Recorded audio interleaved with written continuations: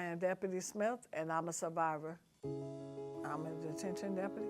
I've worked for BSO for 18 and a half years. My first diagnosis was a little weird. COVID had just hit. All the doctor's offices got shut down, so I was in a situation where I couldn't get to a doctor, but I knew when the doctor's office opened, I needed to go. As you know, young people, you're taught to examine your own body, and that's something that I take very serious. And I kept feeling a bump on the right side of my breast. I told the doctor, listen, I have this little bump on the right side of my breast. I'm not sure what it is, but I think it's something we need to look into.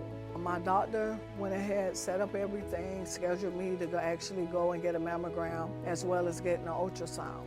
I'm getting off work one day, I'm driving home, I'm on the turnpike. I can almost remember it like it was yesterday.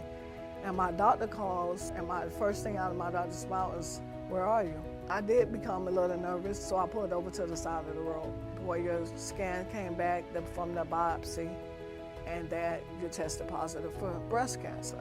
My initial thoughts were, wow, what do I do next?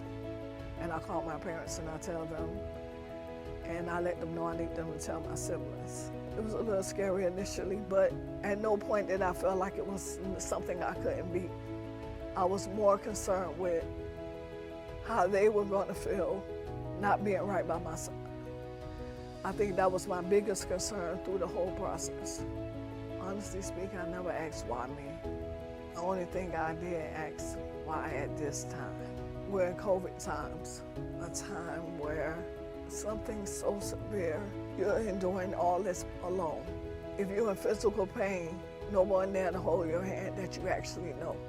But ultimately, I knew that everything will align for me to beat it. Because for me, I felt like mentally, if you can stay strong, the rest of your body will follow. After I was diagnosed, I was still working. I needed that mental break. I needed something to be normal for me. When they went in to just remove the cancer, the decision I made was to get a full mastectomy based on what my doctor told me. If I removed one breast or tried to save my breast, 2 years from that point, I could be back in the same situation.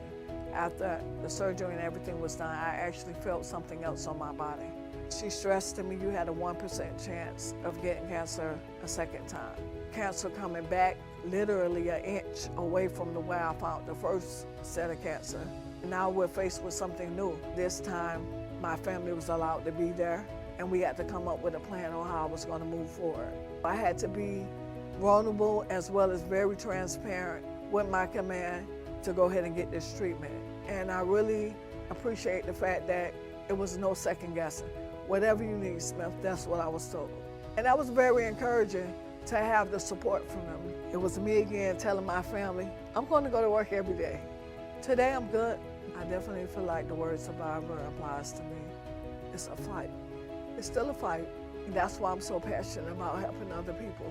It has to be a bigger part to my journey, and it has to be a bigger part to my story. From what I've learned, understand your journey is your journey. Everyone that loves you and cares about you is going to give you insight, but you have to take moments to yourself and allow yourself to process everything that you're feeling and everything that you're dealing with, and mentally keep yourself in a safe space.